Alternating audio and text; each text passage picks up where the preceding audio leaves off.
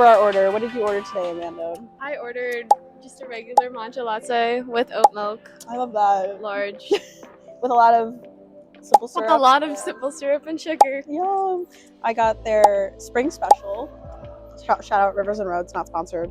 Blueberry matcha. But yeah, we're just gonna be sipping away, you know, talking about all the memoirs that we talked about, or most of them, not all of them. But I mean, without further ado, we could just get right into it. We could start with like the Asian American experience thing. Yeah. So give our listeners like just some context about like what your background is. So I am Chinese Taiwanese.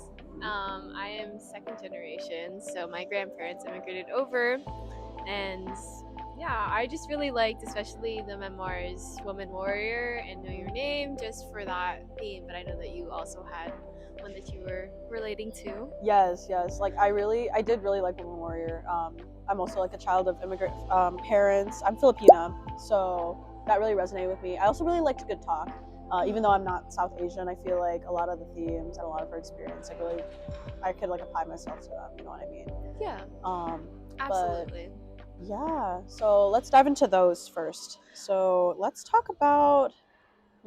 I think, if anything, based on the theme of this course too, we kind of have to address like silence. Yes. Like especially starting off so strong with Woman Warrior in that first section, the taboo section, which I'll put up on the screen, but where it's like, don't tell anybody about this.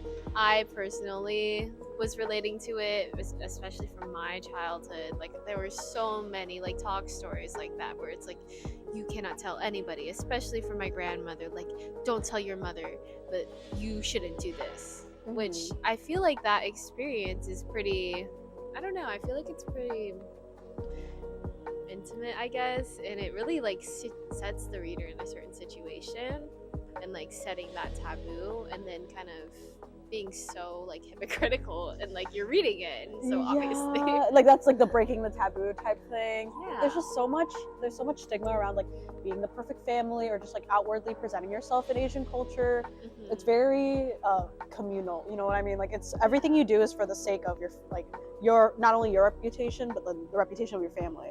So anything that like breaks that, like with what the aunt did with the illegitimate baby and all that stuff, like if that got out, it doesn't just reflect on like her as a person, it reflects on like the whole community.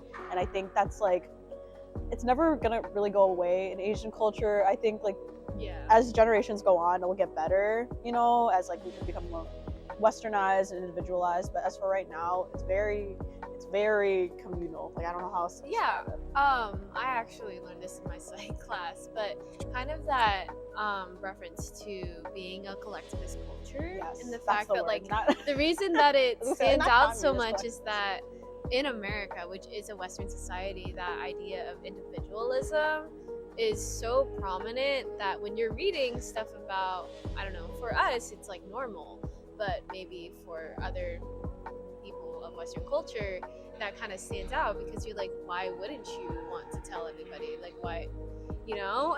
And I feel like that kind of opens the subject to speech in general, like moving forward to like, I guess, the Know Your Name memoir, where Chanel, it's kind of like she was kind of even ironically suppressed by Western society because she was a woman, about her actual side of the story, and it was only when she kind of like broke that taboo with her victim impact statement, where it was like, that's why it was so groundbreaking, because she was like, this is what it feels like. I think that's where like the whole like thing with like anonymity, I don't know if I'm saying that right, where it's like when she didn't even like, there was no name to it. It was just Emily Doe, and I guess in some way that was a form of silence, because like no one knew who she was and all this stuff. And so anything she really said, it was kind of taken with like a grain of salt, because no one really knew who she was, no one really knew her background or anything.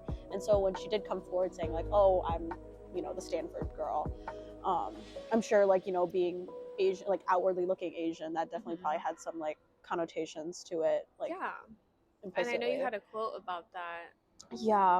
About the Chinese thing. So it was in one of the court chapters where she was like on the phone with someone, and her racial profile was just marked white. And it's just like, why is that the standard, you know? Like, everything is so catered towards, like, white people in general. I could go on about that all day. But in terms of, like, that little microcosm of that chapter, it's just very, like, why does white have to be the default? And it's, like, the person on the other side of the line didn't even care to ask what her other side was. Going off of that, too, it's understood that, obviously, white people have a privilege. Like, there's that whole, like, circle of, like, privilege that I can put on the screen. But even though the interviewer was aware that she was white, she still did not respect her. That's so true. I'm so curious how the situation would have changed if the interviewer was aware of the fact that she was Chinese. Right. Like, honestly, I don't know. I mean, I'm sure it would cause her to, like, maybe hold back on some of the things that she was asking, but I think just the fact that she was a woman alone already negated anything that she would say. And then on top of her being Chinese, also kind of like, it's like double whammy, double homicide. But yeah, that was like really sad. And then she had like a very visceral reaction to that, because it's like, that's erasure, like silencing like not only your voice but like your identity. So absolutely, I feel like Chanel does a really good job with addressing that. In Good Talk, I'm trying to think. I think Jacobs does address silencing in the workplace. Oh, you know, with like she's like underestimated. She's not really given serious jobs or like serious like work prompts or anything. So in a sense, like her creativity or like just her potential in general as a writer is silenced.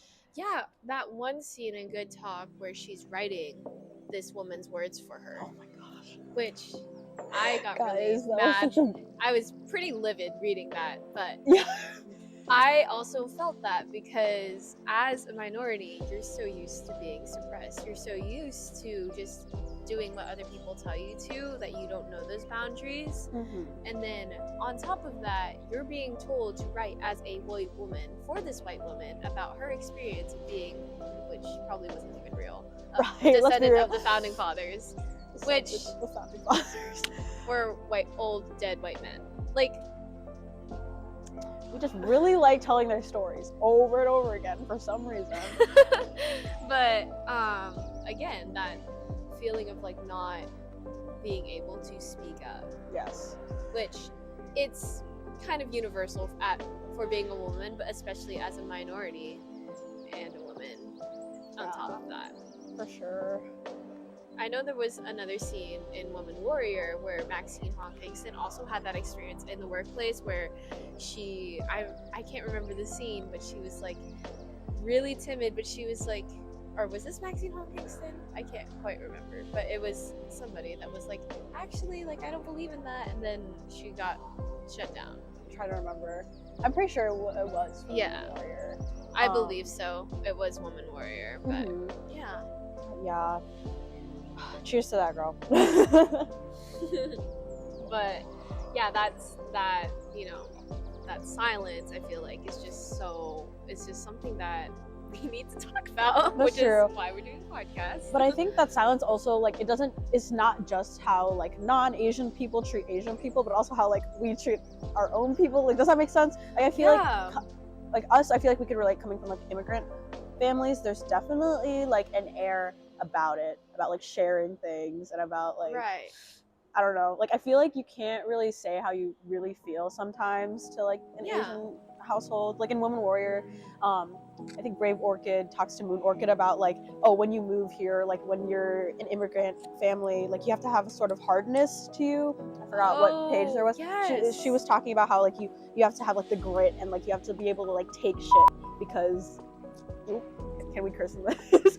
You have to be able to take like the brunt of it, and I feel like that was very cold at first, but then I feel like it's a unique way of like showing that she cares, you know? Like outwardly it seems very cold, but in a strange way it is like how immigrant families show they care. They're just like trying to prepare you for the worst. I mean, personally, that, you know, taking shit, like essentially being hard on the outside, which is how Brave Orchid essentially becomes. There's that one scene which I read a Q&Q about where the woman is stoned to death, which this is a talk story. So I was like taking it with a grain of salt, but then I was also like, I feel like it's kind of a metaphor of showing that even though she's used to so much, she's had so much happen to her, as you know, even the process of moving itself, which is so eventful, she's kind of just stone-faced.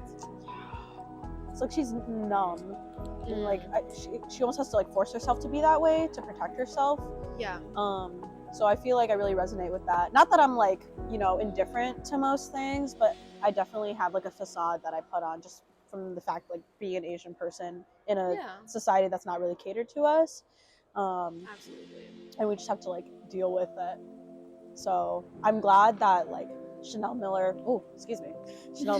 and Kingston and Jacobs, like they really address like the uncomfortability of it, of it all. So absolutely. I really appreciate them for that.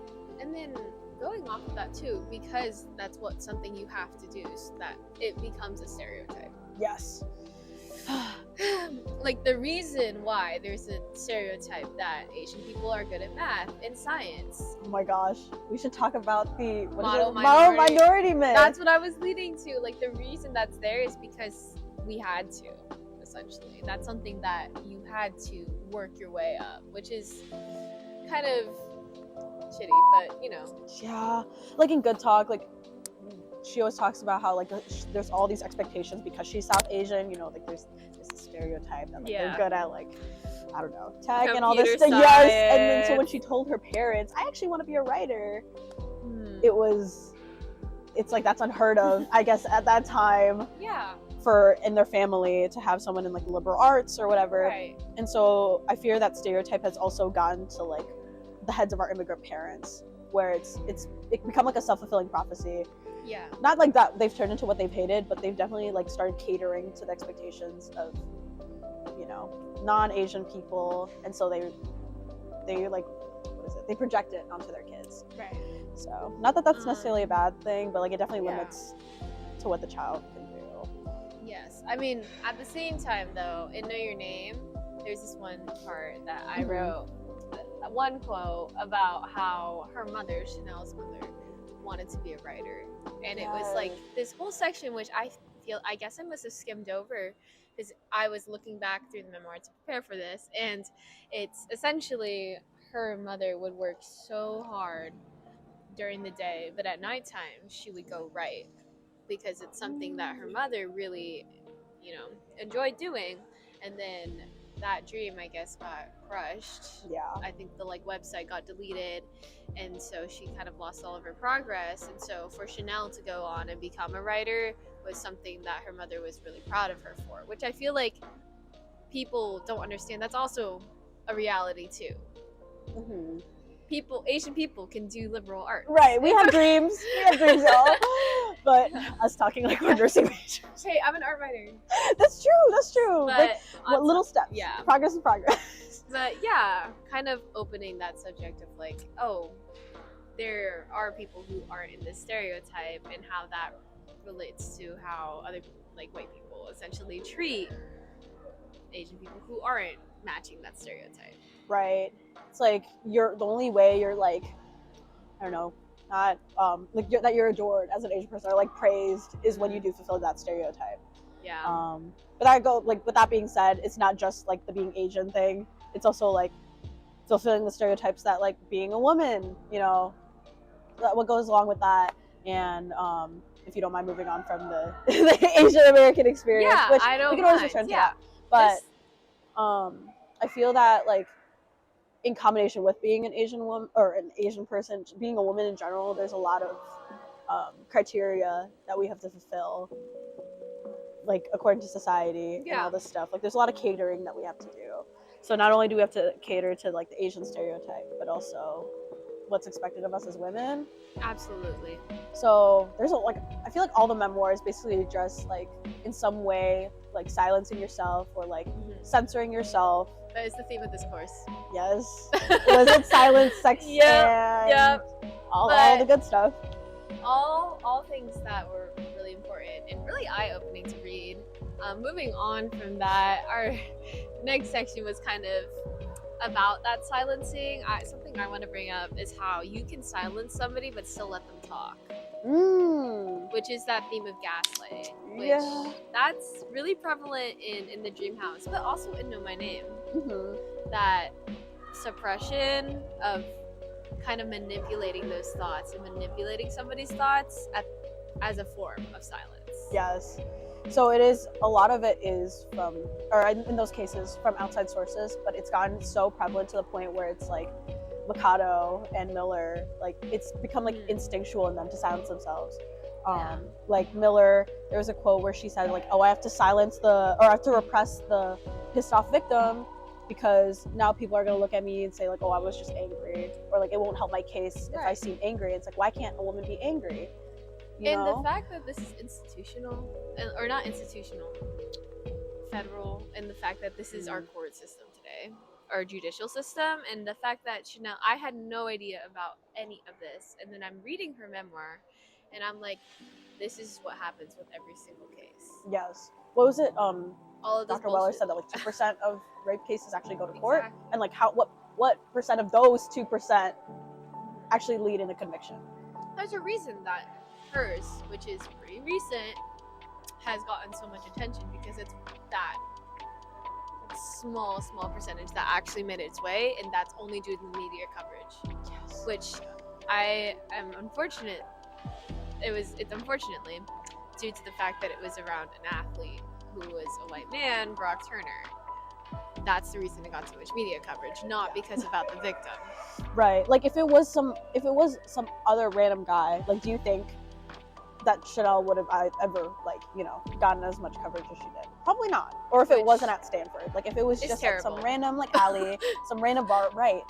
So in a way, like I feel like the circumstances, like the way that they are, definitely like we should be thankful for in that case because it was publicized, because there are so many other cases that are so similar, but because of the circumstances aren't. And so I think like this is just like one step.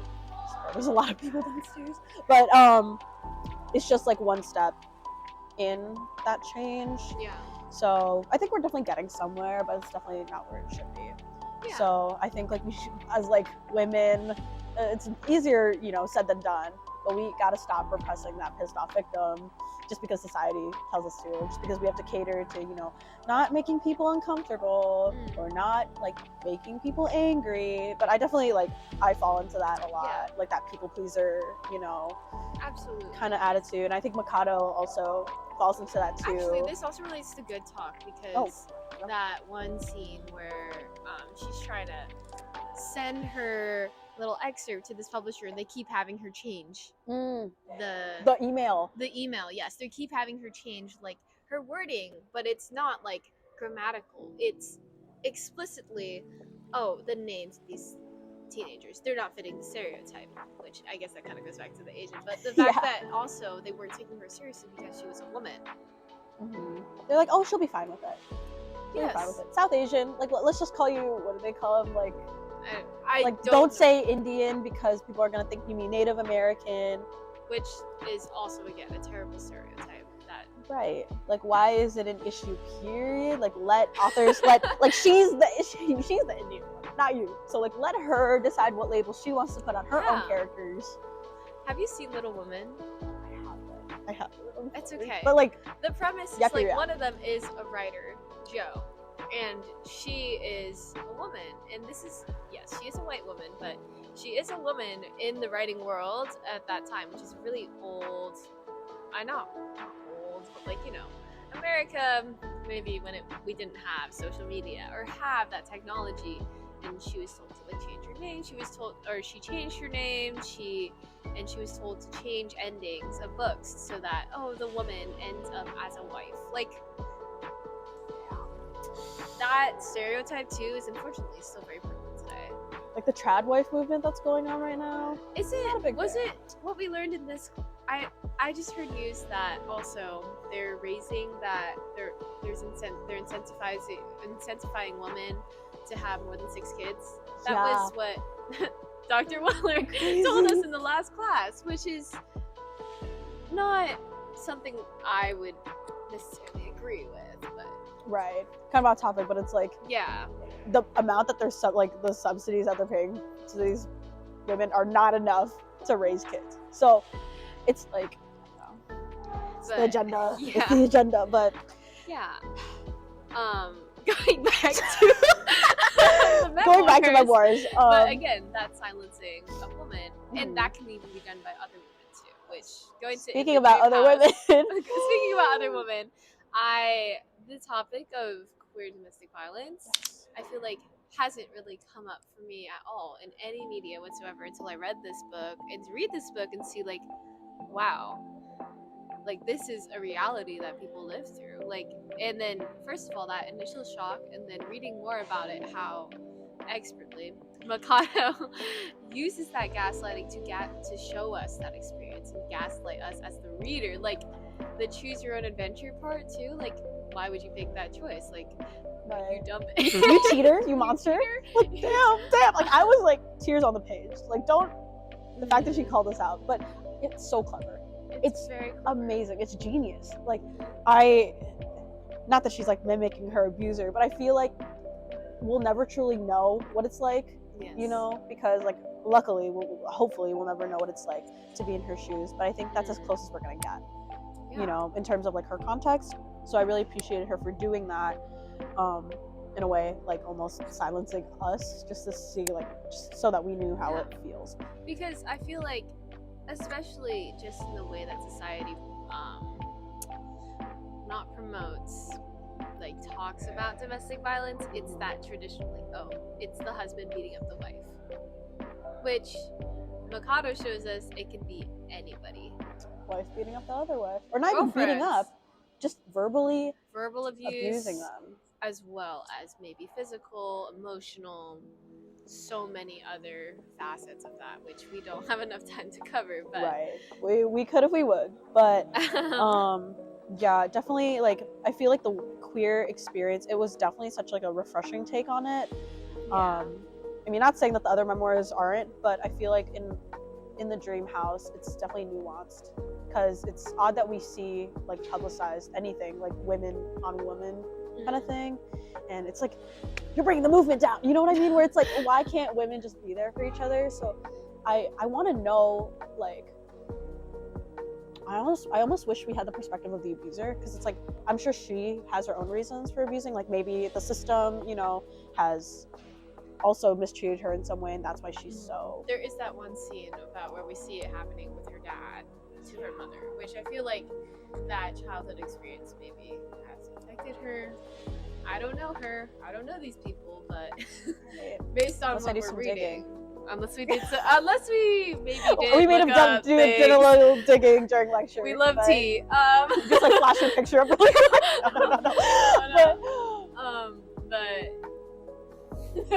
anyways, but yeah, so it's like, it's one of those things where it's just so like, cycles of abuse are so institutionalized, or they're so ingrained already, that it's like we have to address that at the source so it doesn't raise more abusers. Because like, if it is because of her family, then it is like that patriarchal, like maybe the father, like, I don't want to assume anything, but maybe, you know, she got her tendencies from her father, who is abusive because of, you know, society saying that women deserves nothing and stuff like that. Women deserves to be in the kitchen. Yep. I had a guy tell me I looked hot in the kitchen one time when I was cooking. Anyways, devious side eye. Devious side eye for that one. It's okay. And it just shocks you, because you're like, there's people out there that still think this way in this month, in this day and age, in 2025, which is some crazy. of them are in positions of power, which maybe they shouldn't be. Who said that? The side eye. Wow. Anyway. But yeah, it definitely is like, I just don't understand. Like, and then the feminist movement in general is just so misinterpreted nowadays, where it's just like, we just want to be treated the same. And I feel like a lot of the time men come to the defense where it's just like, you guys just want to be better than us and all this stuff. And then like, maybe it just we makes do. the cycles of abuse. Ooh. It's okay. Most of the people in our class are girls anyway. They'd understand. But I feel like that does like downplay a lot of what we do say. Yes. Because like, oh, because you guys are feminists, like, we shouldn't take you seriously. And then that's where like abuse, like, what is it? Like accusations and stuff aren't taken as seriously anymore. Right. Right. And the fact that like in Know Your Name, again, it wasn't about Chanel. It was about Brock. Like that beginning section and highlighted and read in that BuzzFeed publishing of her victim impact statement, where it's like, okay, like we'll let Brock take it from here, because they were taking advantage of the fact that even though she was unconscious, but it happened to her. Pissed me off. Right. A lot of the times, like, the thing I hate when it comes to like people reacting to rape stories are like, oh, because she was unconscious, it doesn't matter because she didn't know what happened. So it's like, if she didn't know what happened, like she could have like lived the rest of her life not knowing that she was raped and everything would be fine. But like that like gets rid of the whole principle of like being intimate with someone else. Like, she's not just a body you can violate. She's not just a sex toy. Like, I'm going to be so real, and I will say this over and over again. Consent is so important, and it's important. You know what consent looks like. You know what informed consent looks like, guys. Safe sex. We've been there, done that. Like, how? Yes, exactly. So I feel like that argument where it's like, oh, like if she wouldn't have known, or if no one told her that she was raped, she would never know. That's not the point. The point is that, like, why is it centered on her? Like, why does the victim have to be blamed for everything? Oh, because she was unconscious, she was drunk and all this stuff. Like, it's all on her. Like, that would have been so bad. My laptop is right there. Anyways, but like, why does it always have to go back to the victim? Like, why can't we question, you know, the actual, you know, assailant? Yeah. So I think that's just like something in general that society needs to work on. Instead of doubting the victim, why can't we just take their word for it? And unfortunately, in this current political climate, it's getting even harder and harder to do so. Which, that is, I mean, as nurses, we know too. Like, we are going to be directly working with people who are victims of not just domestic abuse or violence, but also just victims of disease, of illnesses, and they all come from different backgrounds, and knowing that is something that's going to directly affect us as people going into nursing into the future, which we're both nursing majors, by the way. Yeah, no, that's why I'm really glad that Amanda actually convinced me to take this class, but I'm glad that we did get a taste of, you know, the real, or like, it's almost like a slap in the face of like, this is what the female experience is nowadays, and it's like, it's just like a hard truth that we have to confront. And I feel like sometimes with like the nursing curriculum, you don't really get like that liberal arts education, or like you can learn to apply it to like practice. So I definitely appreciate this class for like teaching us how to like handle those hard conversations, especially if they do come up in our workplace with like our patients.